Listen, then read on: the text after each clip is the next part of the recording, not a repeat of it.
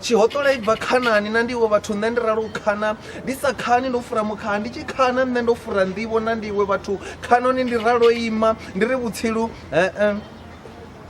ndi khema Afrika Tshipembe we lushaka lusavhali tsha lo ita lu tshi ḓivha vhalavhala thovhela hone lo vhalaho thovhela lu tshi ḓiṱama nga ṱhanziela dza mivhalavhala konanani na bugu na ndiwe vathu yone bugu mbugu musinisa vhusiwana hone mavu i tshi nonisela ludzula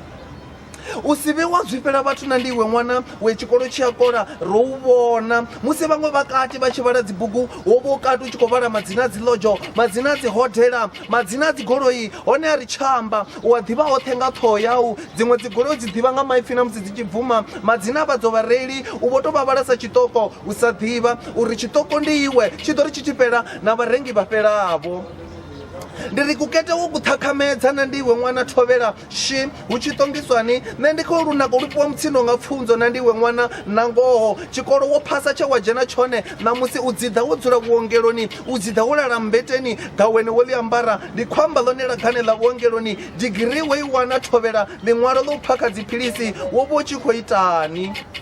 ndi ri na iwe muthanga u itani u tshi kolela tshikolo wa vhona ungari tshikolokolo u tea u tou vha wene u muthu wo ḓipfesesa zwiṱaratani na musi vhukala ho swikela vhunna u songo vhuthetshela na ndiwe vhathu ḽa matshelo ḽo kovhela ḽi songo vhuya ḽa tsha hu tshi khou itwa mini maafrika tshipembe kha ri fune dzibugu